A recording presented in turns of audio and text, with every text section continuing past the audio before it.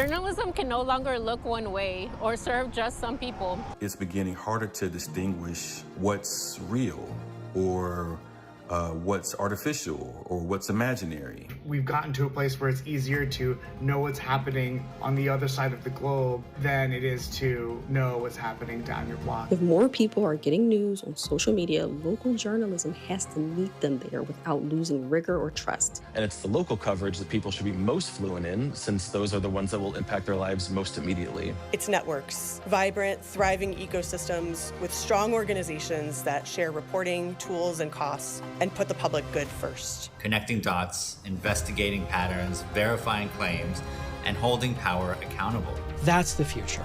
Local news with its own legitimacy, its own leverage, and the rigor to drive real change. I feel a tremendous responsibility to make the information that I'm putting out trustworthy. I want to be worthy of that trust.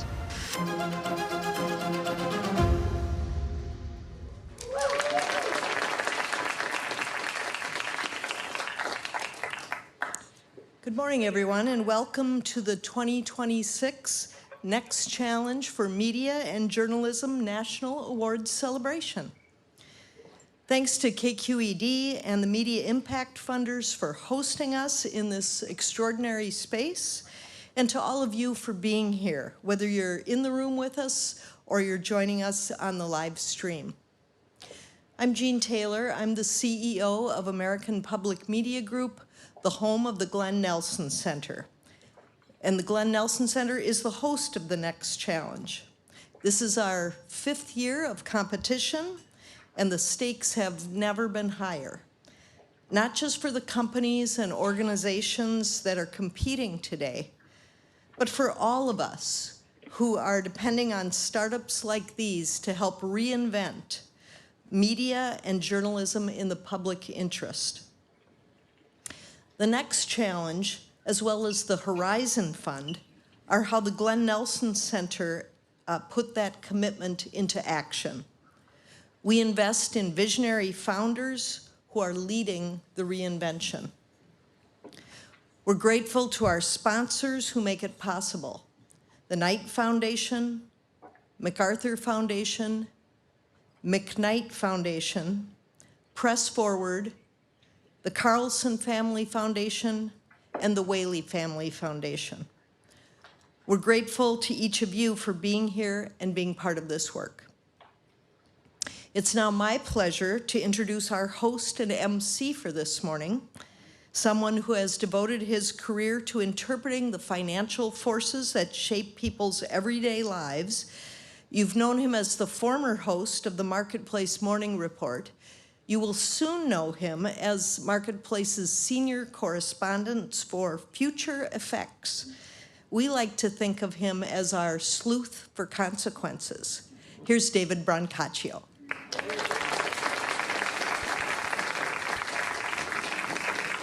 Hey, hi. Good morning and welcome, everyone. The people in this room and the communities represented here are enormously important to me. I've spent these many decades at Marketplace covering how money plays out in people's lives. If we believe, as we do, that we are not passive cogs in our economic system, that we play a role in our own destiny, then the choices we make must be informed not by hunch, hearsay, or superstition, but by the facts. That's why none of what we hold dear works without journalism. Not democracy, not a society capable of fixing its mistakes, not economic justice. So when I look around here, it's a little bit dark, but I was looking at it earlier, I saw you here. When I look at the funders, the journalists, the technologists, the founders, I don't just see an industry gathering. I see people fighting to keep this essential part of society alive. The local news ecosystem is not downshifted a gear. It's not in a slow tapering decline. In too many places, it has, as you know, already collapsed. Entire counties are news deserts. I know because I visited a series of these deserts for a series we did on the Marketplace Morning Report. In the Texas town of Del Rio, One of the most important refugee stories of the era occurred after a once venerated newspaper had already closed down.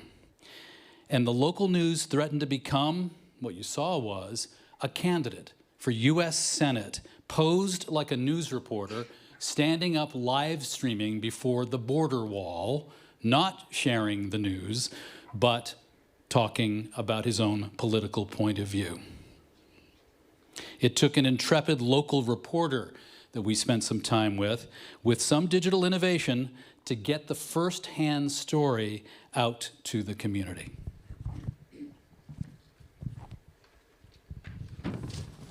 We live in an era where city councils operate without a single reporter in the room. School boards make decisions that affect thousands of children, and nobody writes about it.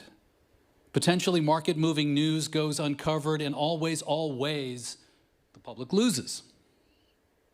Saying, well, we streamed the whole meeting live on the internet is not a substitute for journalism that can put developments into context, provide a framework of facts, and add the storytelling necessary so that the story resonates in the community. Now, as you know, this event was preceded by a competition which was driven by a key question. What do we build in place of the crucial and now sorely missed local news system that had served us? I mean, I'm from the college town where Elijah Parrish Lovejoy went to school, so I could say the 18th century, but at least served us since the 1920s, the last 100 years. What do we build in place? So what we have here this morning is not a wake for journalism past. We're here to honor the people building what comes next. As most of you know, the Next Challenge is a national startup competition, the largest of its kind, open to both nonprofit and for-profit media startups here in the U.S. This year, hundreds of applications came in from across the country. From those, 16 finalists were selected across 3 award divisions, each targeting a distinct and critical piece of what it takes to rebuild local journalism in America. Local news innovation, local news infrastructure, and local creator journalism. Those 16 founders didn't just get a shot at prize money, they received mentorship from industry experts, training they also got, tailored to their needs, and coaching on their pitch materials. The competition asked them to think hard about what they're building, who it serves, and why it works, with the opportunity to win up to $75,000 in grant money to support their work. I think it's high time we get to some of these wonderful awards.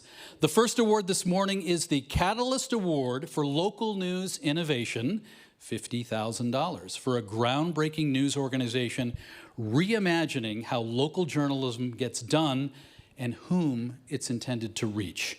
Presenting this award today is Graham Ringo from Press Forward, but first, a bit about the finalists in this category.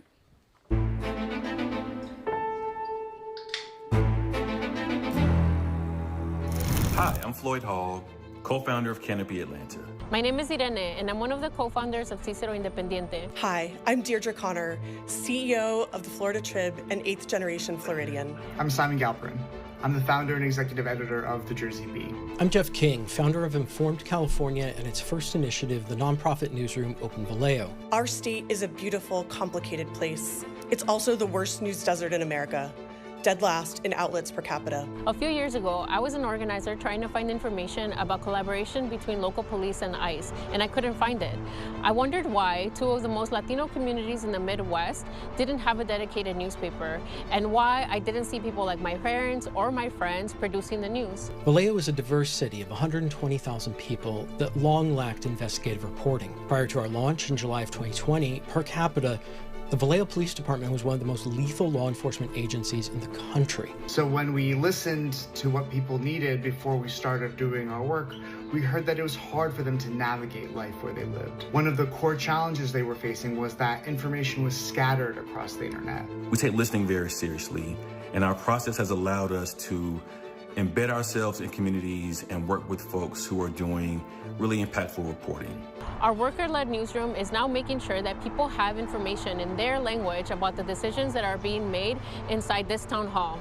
Canopy Atlanta trains residents to report in the neighborhoods where they live. Since 2020, we've worked in 10 communities across the Atlanta area, and we've trained and paid 48 journalism fellows. 5 years after we were founded by 250 neighbors giving an average of $100 each, our reporting has reached more than 10 million Floridians and had impact across the state. Our collaborative network of more than 100 partner outlets turns every TV station, newspaper, and social media platform into a force multiplier.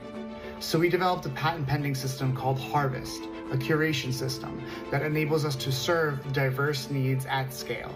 Our reporting has prompted multiple official investigations, forced the disclosure of tens of thousands of pages of long-hidden records, helped inform new state laws on police accountability, and led to a binding reform agreement imposed on the city by the state attorney general. Because of the Florida Trib, deaths at the Jacksonville jail fell in half. Miami drivers saved millions on bogus bus camera tickets. And in a rare moment this spring, Republican legislators stood up to the governor to rein in his spending power. For 2 decades, officers shot someone roughly every 4 months, usually fatally. Vallejo police have not killed anyone since that investigation, almost 6 years ago. We teach people the same skills that we use to launch this newsroom so that they can launch their own projects. We've paid and trained over 200 residents to report on public meetings, document those decisions, and foster civic transparency throughout the region. Last year, we published 5,000 news briefs and produced them through 13 daily newsletters, serving 12 towns and cities with just 1.5 editorial staff. Your investment will help us implement the business strategies that we need to make sure that our newsroom will be around for as long as we're needed and wanted. We have a plan. We have piloted a fee-based listening and engagement training for local business leaders and local government leaders, as well as trainings for our journalism peers in the field. Over the next few years, we hope to reach 30,000 newsletter subscribers to ensure that the actual news operations are sustained by the people they serve. The truth is, everyone is a Floridian now. So to write us off is to write everyone off. What can't be cloned is local legitimacy, which is why we build for the reporters and the newsrooms who are already there in their communities. But even deserts have life, and all life needs to be nurtured and protected. That's what local news has done here.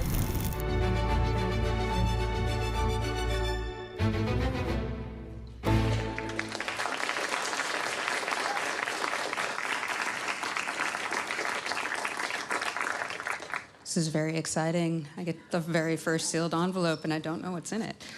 My name is Graham Ringo. I'm honored to be presenting the first award of this afternoon, the Catalyst Award, on behalf of Press Forward. Press Forward was built on a simple belief that local news isn't just an industry. It's infrastructure for democracy. That means supporting trusted local newsrooms, closing coverage gaps, and backing models that reach communities traditional journalism has left behind are critical and urgent tasks for navigating the moment in which we find ourselves. For the finalists in this category, this work is not theoretical, it's personal. And they are doing exactly the kind of bold, community-rooted work that this moment calls for. And for each of them, they have demonstrated not just ambition, but real, documented impact. And the Catalyst Award goes to... God, how do I open this? I'm sorry, they're like industrially sealed.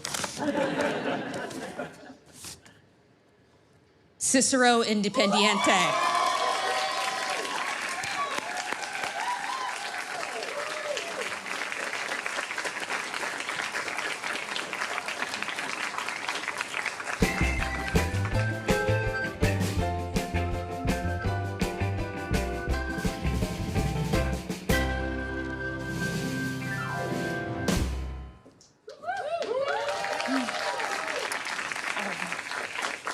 So thank you so much for this award and this recognition, and of course the check that's gonna come with it. Like, we're so grateful. And you know, Cicero Independiente, I'm the only one up here right now, but it's not just me. So I wanna make sure that April, Efrain, Luis, and Sabrina, the other people who are part of this, get their flowers. So thank you to them as well.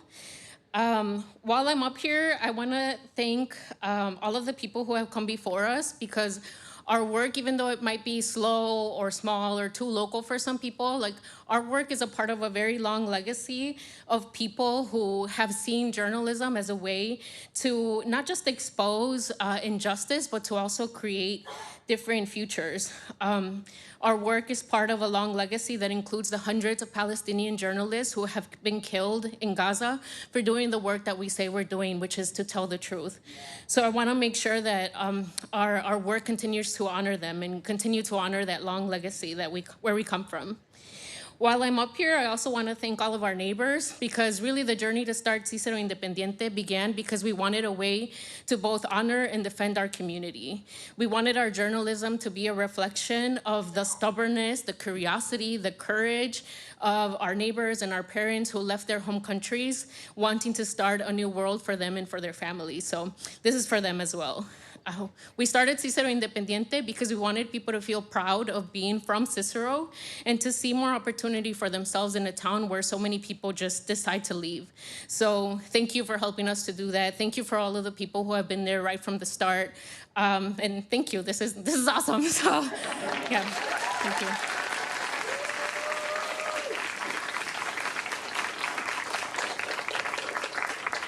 you. Amazing, Cicero Independiente. Now on to the Trust Award. Trust is the currency of journalism, right? Without it, everything dissolves. Audience, impact, mission. The Trust Award goes to a finalist who's demonstrated an exceptional commitment to earning and maintaining the trust of the communities they serve. The presenter for this award is Dan Hu, Director of Partnerships at Cal Matters.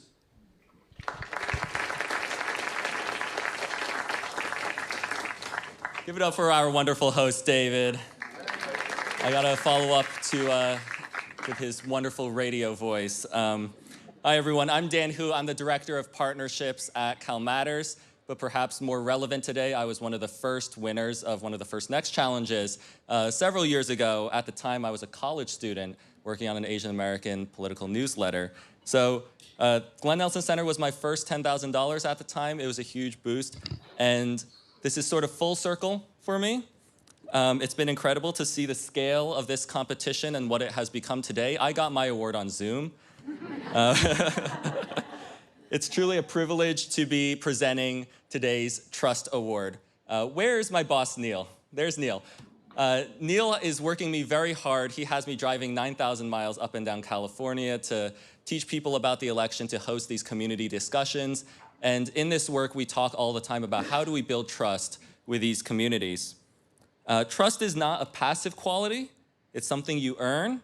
It's something you earn through accuracy, transparency, and a consistent commitment to the communities that you cover. And so at a time when trust in the media is at historically low levels, rebuilding it or building it for the first time with audiences who have had the most reason to be skeptical may just be the hardest and most important work being done in this room. And so the recipient of the Trust Award has built something rare, an audience who believes in them because they have given that audience every reason to. And the next Challenges 2026 Trust Award goes to the Evil Good.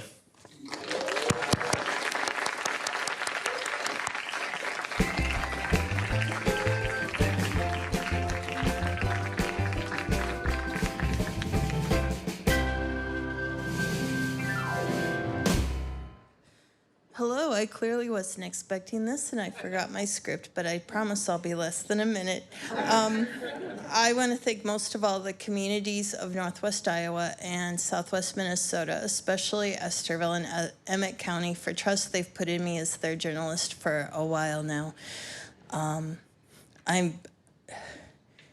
This is a fabulous award. I'm so grateful, and I've loved being here. Thank you so much. And if you follow me, I'll have more pithy things to say to you.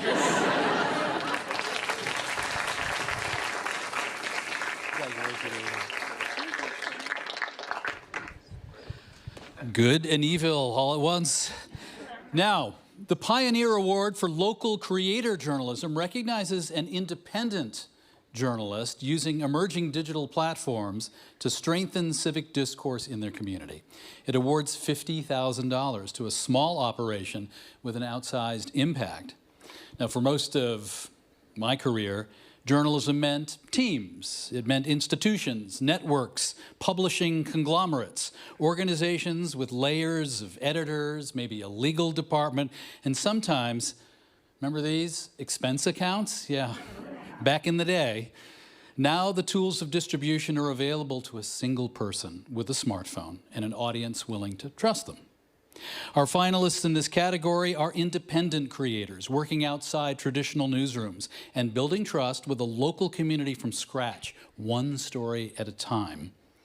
What they're doing is hard and more important than it may sound, because in the communities they serve, they're often the only ones trusted to do the work. Presenting this award is John Whaley of the Whaley Family Foundation, and here's a bit about the finalists in this category.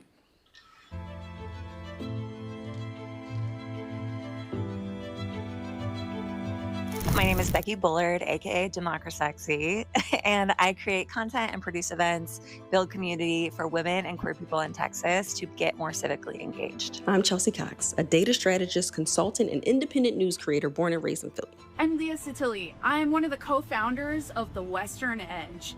We're an investigative news outlet based here in Oregon. I'm Amy Peterson, founder of The Evil Good, a bilingual community newsletter. My name is Monica Pirela. I'm the CEO of Notivision Georgia. I'm James Cave, and I'm a journalist with 15 years of experience in local and national media. I moved to the Hudson Valley 5 years ago and started documenting my community. I started creating content because too many of the systems that affect our daily lives, so think policy, elections, budgets, and government, are complicated, hard to follow, and honestly not explained in a way everyday Philadelphians can use. See this weed store here right behind me? Up until 2 years ago, it used to be home to a 144-year-old newspaper. Papers like it are closing all over the Northwest, and local communities are losing experienced journalists. Spanish-speaking residents don't just want news in their language, they want to understand English better. They want to make connections with their English-speaking neighbors, and they want to belong to the same community. In Georgia, there are more than 1.1 million Latinos. Many live in rural areas where information in Spanish is very limited or doesn't exist. I built a creator-led civic journalism platform that turns hours of public meetings most people do not have time to watch into nonpartisan 90-second Instagram videos that answer 3 questions. What happened, why it matters, and how it affects Philly. I built the Jiffy as a vertically integrated, creator-native studio. 1 person, 4 distribution layers, 1 editorial core. That's me. Stories reported once, maybe over several months sometimes, but built natively for every platform. That is the power of shifting people's focus from the federal level, where they can't have much impact, to the state and local level, where they can have an avenue to truly make a difference, and especially if there's somebody inviting them in and making it feel good for them, which is what Democracy does. The Western Edge is meant to close gaps created by news deserts. The Evil Good is that bridge. Simultaneous bilingual journalism, the same verified, locally rooted information in both languages. We use offline distribution to reach people and bring them into our digital platforms. Now, we are growing this into something bigger. We have around 2,000 subscribers in just over 2 months. And we've had stories go viral from communities just like this one. And in less than 2 years, I've nearly doubled my following. 60% of my audience is between 18 and 44, and I built a trusted civic news source where people can ask questions, share information, and have real conversations about what's happening in their city. An ever-growing list of readers and subscribers, a 17% open rate, 0 marketing budget. Every one of our subscribers chooses to be here. We have built a trusted network that reaches more than 1 million people every month. We have helped resolve cases between police and members of the community. The model is already working. I've got 64% open rate on my newsletter, a confirmed institutional sponsor, and an audience that extends well beyond the Hudson Valley. This investment that I'm asking for Democracy would be a huge game changer. My goal is to help increase voter turnout to 25% for my age group, and that is where I need your help. To get there, I need to increase production and expand from Instagram to a podcast. With the support from Next Challenge, I can help more Philadelphians access trusted civic information from a voice that they know and they trust in their community. And the Next Challenge will help me be the bridge of going from proof of concept to sustainable local journalism documentary studio. With the Next Challenge Pioneer Award, we want to expand our operation because we believe every community deserves investigative journalism. This is not just news. This is information people can use. This is infrastructure. And with the right support, we can bring this to many more communities.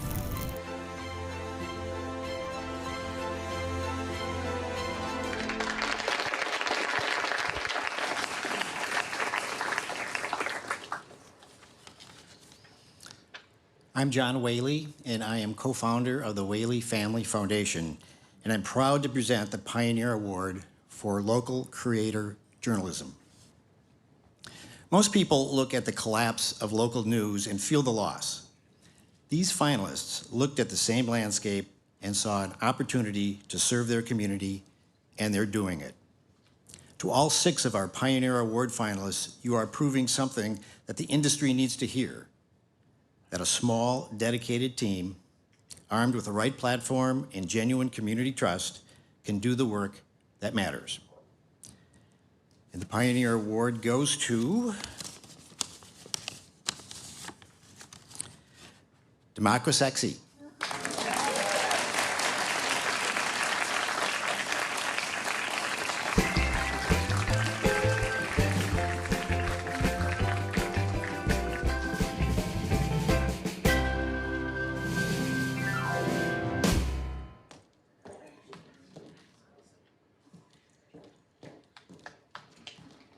Okay, I'm gonna try my best not to cry, but I cannot promise. Okay, I'm here from Texas, if you can't tell. And Texas consistently is 49th or 50th in voter turnout or overall civic engagement. And there are systemic barriers that explain part of that, but there's also a belief barrier. And so many times I talk to Texans who don't believe that things can be different in Texas, and they don't believe in their own power to make them different. I know that we cannot even begin to think about dismantling those systemic barriers until we dismantle that belief barrier. And it is your belief in me that is going to make it possible for me to, I've been sort of like chipping away at that belief barrier in Texas with a little nail file, but you've given me a jackhammer. And I am so excited to see what can happen when we can help Texans believe in their power to make change. That is what you've done here today. And I feel like I need a yeehaw. Can we get a yeehaw? Okay, that was a little bit weak. Can we get a yeehaw? Yeehaw! Thank y'all so much, and yeehaw!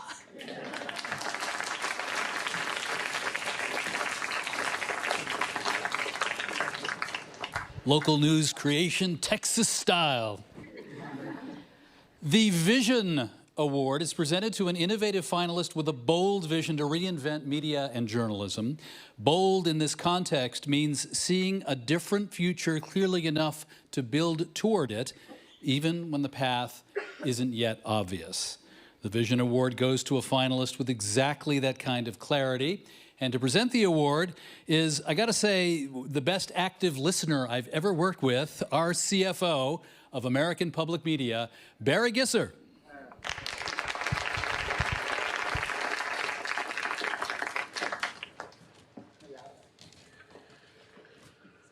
I'm a little nervous following David Brancaccio, but good morning and congratulations to all the finalists. It is my absolute pleasure to present the Vision Award. Now, we talk a lot in this industry about many things that aren't working and need to change. And the Vision Award is about something big and different. It's about the people who aren't just diagnosing the problem, They're imagining a fundamentally different kind of answer. The finalist receiving this award has demonstrated a bold, differentiated vision for what journalism can become. And the Vision Award goes to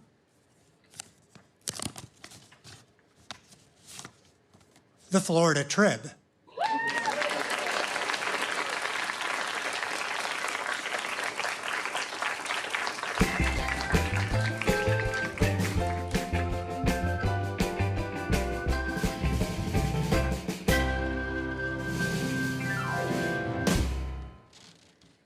Wow. Hello, everyone. Thank you so much. I'm the last person, I think, to speak, and so I'll try to make it fast, but this is such a huge honor, and I want to echo Irene in saying that this is really on behalf of the journalists on our team and throughout the state of Florida that we work with, who, as you may know, encounter a really hostile environment. Our journalists have been surveilled. They've had to defend themselves from Alan Dershowitz.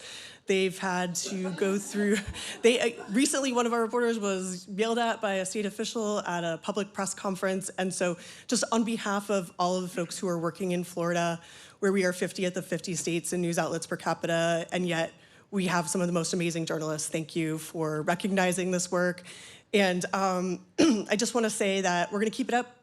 I think Florida is on the move and there's a lot of exciting things happening. So look forward to a lot of great stuff. And thank you so much to the Glenn Nelson Center for making this opportunity available and to all the sponsors of the awards.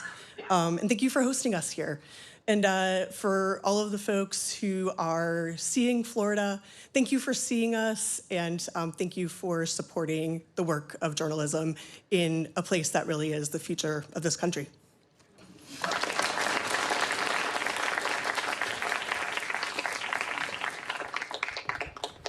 Courage on display there. Now, I've done a lot of coverage over the years about infrastructure, from our electrical grids to the plumbing underneath Wall Street that allow the pros to get the data faster than their competition in pursuit of trading profits. Now, some see infrastructure as unglamorous. You know, that's what you think. May I direct your attention about 4.3 miles northwest of here to the piece of infrastructure known as the Golden Gate Bridge. Infrastructure is sexy. It consists of systems that can allow enterprises and communities to thrive in the context of journalism.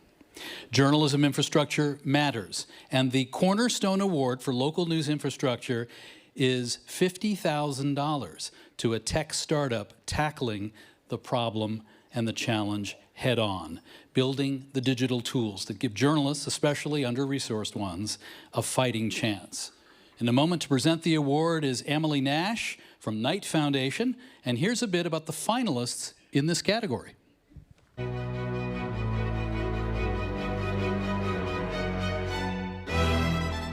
I'm Laura Frank, and I lead CoLab, working with nearly 200 local news outlets. Believe it or not, I was once a U.S. Marine. I was also in a position where I had to report my commanding officer for stealing government money. I'm Blake Stoner, and I'm the founder of Vingle. We deploy civic data infrastructure that empowers institutions to close local coverage gaps by mobilizing a network of trained creators across America. I'm David Morgan, founder and CEO of the MMC Exchange, and we're building the shared infrastructure that local and multicultural newsrooms need to be sustainable and to fully serve their communities. Imagine your newsroom hasn't covered City Hall in years, but now you're reporting on more meetings than ever before. Or you're investigating data center pushback in your state. And in hours, not weeks, you've tracked every contract, debate, and public comment across your state. Every day I see smart people surrounded by tools, ideas, even funding they can't use. Not that they don't want to, but they don't have the capacity. We call it fried and frozen.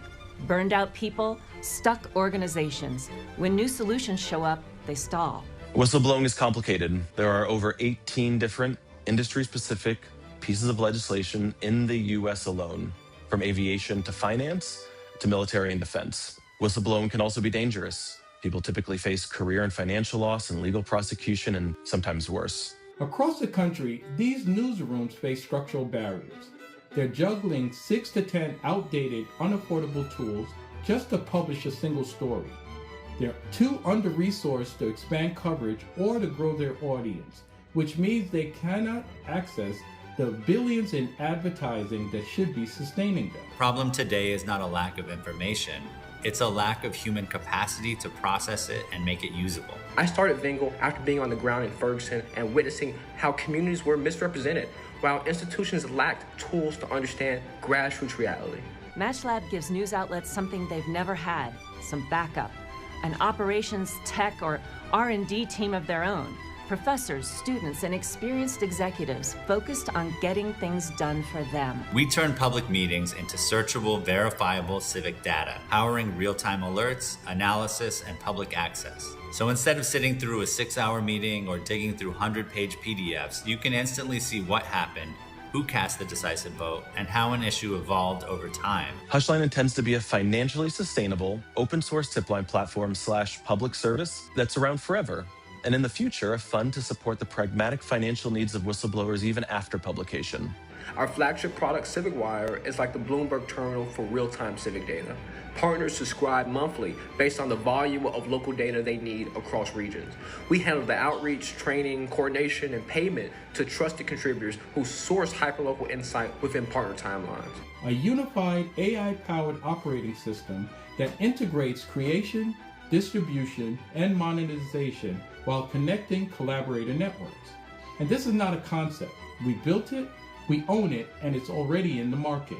In one 10-week sprint, we made a newsroom 90% faster at social media, leading to new audience, new revenue, even a new hire. We've processed thousands of insight requests across 50+ cities with strong repeat usage across media, research, philanthropy, and policy sectors. Today, Civilio is used by more than 50 newsrooms across 19 states, monitoring over 1,500 governing bodies. We're seeking the Cornerstone Grant and the Grand Prize to strengthen our verification systems and deploy no-cost CivicWire pilots across 10 newsrooms to help better tell the American story. We invite you to join us in building the infrastructure layer that can finally make local and multicultural journalism sustainable at scale. The information already exists. The problem is access. Civilio makes that information usable at scale.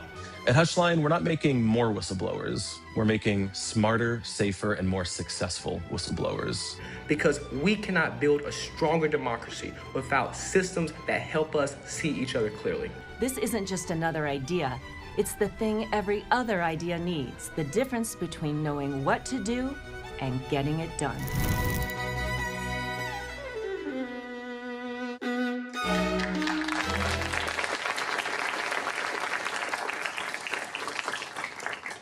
What an amazing group of finalists. I love hearing about the impact that these tools are already having.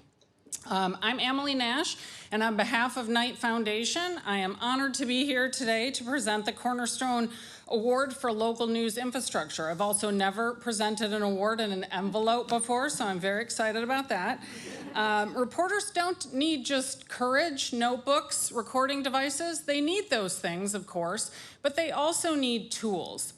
They need the technology that's specifically built for them, not built in other industries, handed over to journalists to say, just figure this out, see if you can make this useful. The startups in this division are the picks and shovels of the local news revival.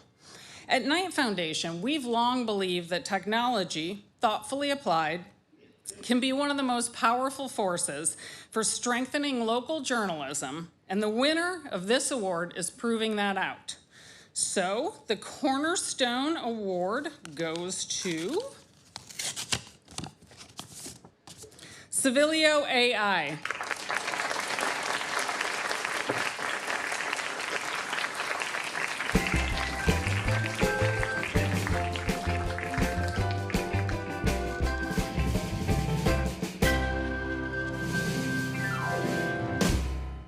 I was secretly hoping we wouldn't win because I was nervous about coming up here. So Civilio, at our core, we're a journalistic enterprise. Our team members are magnificent humans. We're all dedicated to advancing social justice through journalism and transparency in governance. We're also a bunch of nuclear-powered geeks. We sit around and discuss how we can create warp bubbles. You know, thank you for getting that if you do.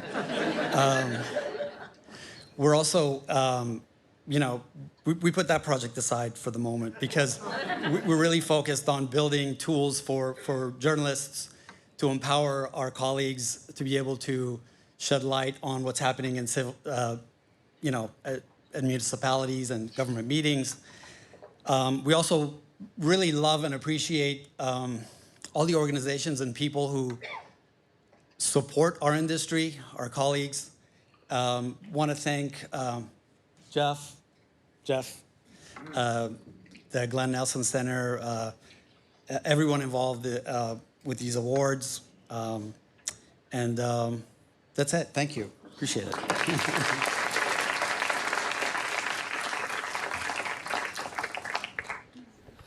Now, before we announce the grand prize, I want to bring to the stage the person who originally launched the next challenge. It's been 5 years ago. The executive director of Glenn Nelson Center, Jeff Freeland Nelson.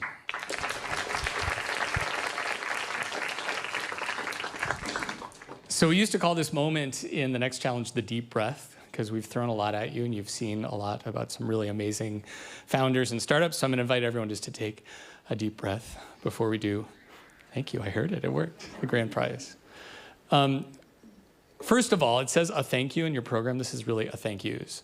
I want to thank our sponsors, the people that actually give us the money to give to these startups, which includes MacArthur Foundation, Knight Foundation, McKnight Foundation, the Whaley Family Foundation, the Carlson Family Foundation, and our partners here at Media Impact Funders and Press Forward, who really help us get the word out and get you here so that we can have this celebration.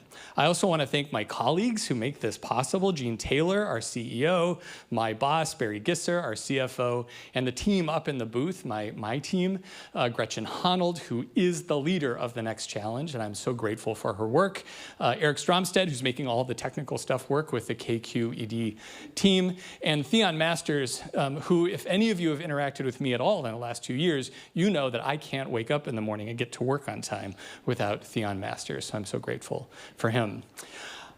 We are in an extraordinary moment, and that's in every sense of that word.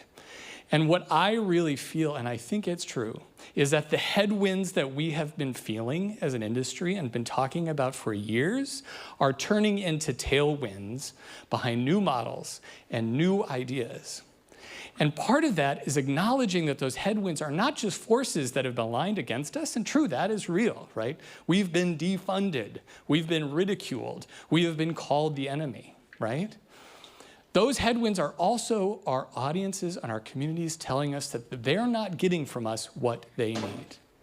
And what these finalists, these extraordinary founders and the organizations they've built are showing is that if you accept that and you say, show me what you need, tell me, community, what you're not getting, and I will meet that. If we accept that change, if we change the way that we have been creating media and journalism, we can turn those headwinds into tailwinds behind the work that we need to do and have even greater impact as an industry. So I just hope that all of you take a moment today to say to each of the finalists, thank you for the work you're doing. Ask them for their stickers. A couple of them have stickers. Because they are really leading this change for us. And if we listen to them, we are going to be better for it. And we're going to be better at serving our communities and doing the work that we so vitally need to do. So thank you for being here. And now, the grand prize.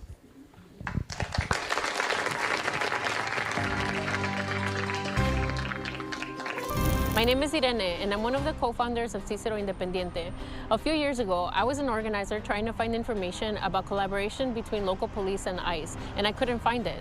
I wondered why two of the most Latino communities in the Midwest didn't have a dedicated newspaper, and why I didn't see people like my parents or my friends producing the news. Luckily, I wasn't the only one that was asking these questions, and so we started asking people what kind of information they would want from a news organization that was by and for them. Our worker-led newsroom is now making sure that people have information in their language about the decisions that are being made inside this town hall. Through our reporting, they also find out how they can get involved and get the resources they need to survive.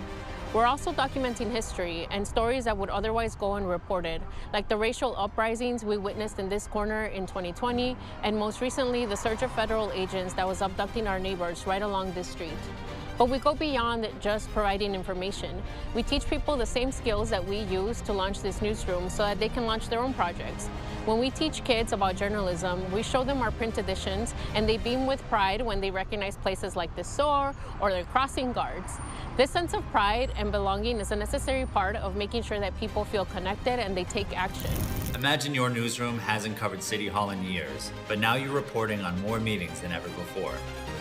Or you're investigating data center pushback in your state, and in hours, not weeks, you've tracked every contract, debate, and public comment across your state. Or you're a small town resident trying to follow decisions that affect your neighborhood while they're still being made. Civilio makes all of that possible.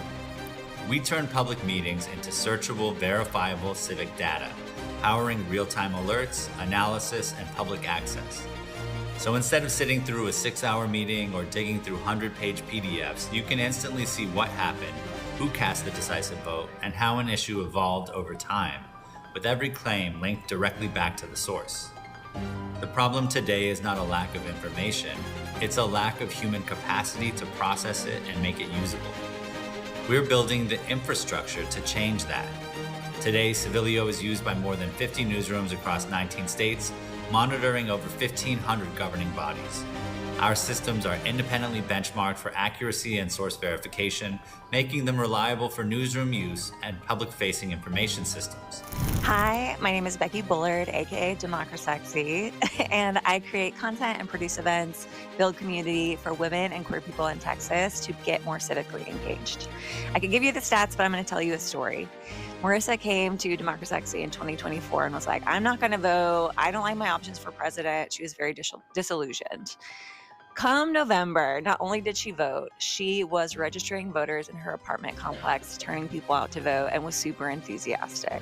That is the power of shifting people's focus from the federal level, where they can't have much impact, to the state and local level, where they can have an avenue to truly make a difference, and especially if there's somebody inviting them in and making it feel good for them, which is what Democracy does. And I really want to expand the work that Democracy does with a new podcast that I know could really galvanize a lot of people in the lead up to this next election, and ultimately make that change in Texas that so many folks don't believe is possible, but I do.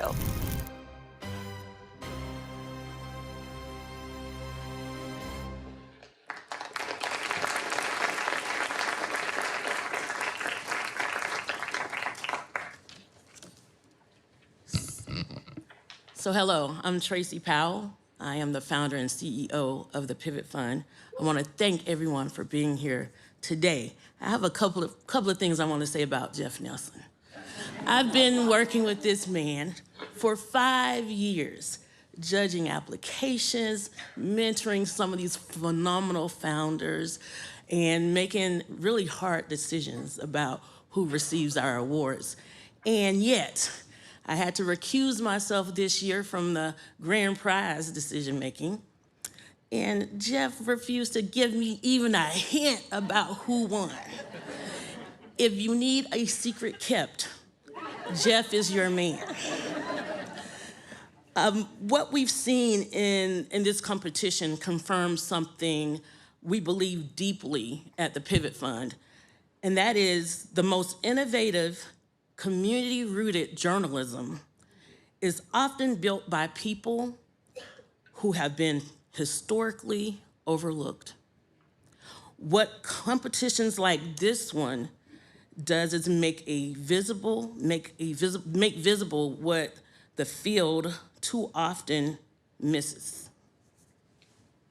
And what Tracy so often finds. So thank you, Tracy, and thank you, Jeff, for this important work.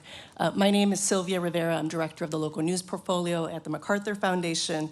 And at MacArthur, local news is one of our big bets, a time-limited, high-stakes investment grounded in a belief that a local news renaissance is within reach if we can help accelerate the transformation that's already underway. When communities have access to reliable, trusted information, they stay informed, engaged, and connected.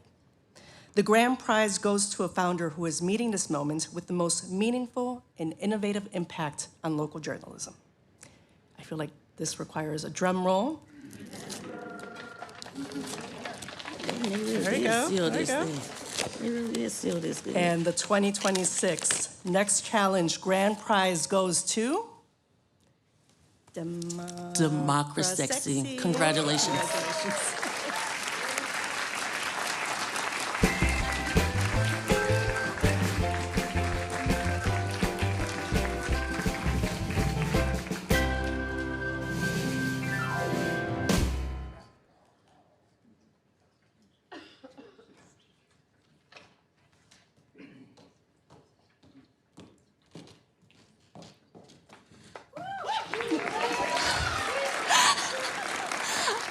You beat me to it. Good job.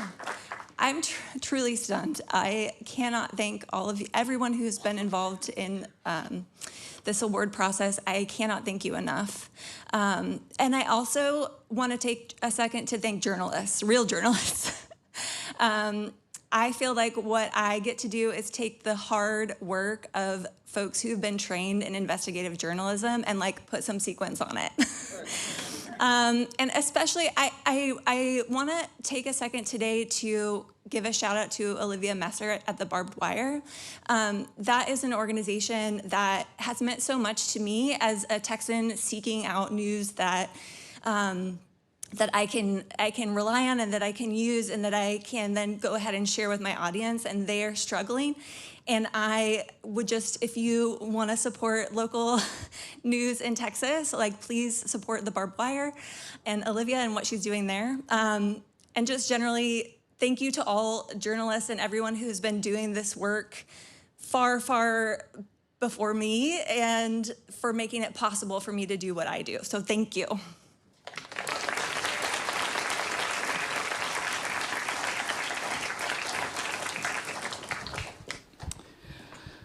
Let me close with something I've been thinking a lot about lately.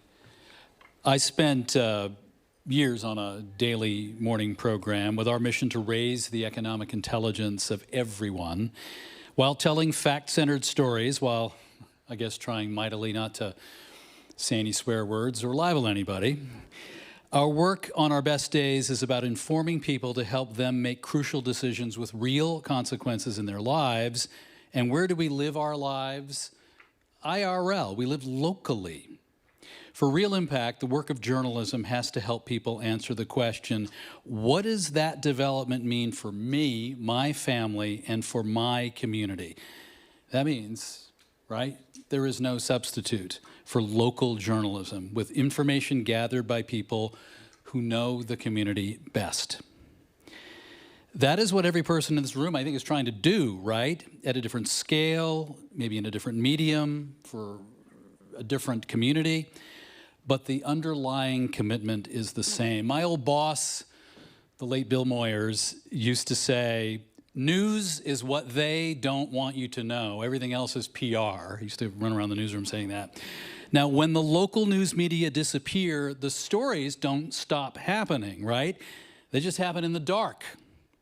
What you are building brings light to communities that need it. If you're a 2026 Next Challenge finalist, we're gonna bring the lights up. Let's stand up. I wanna see you because we wanna meet you upstairs and talk more about how we can all cross-pollinate efforts.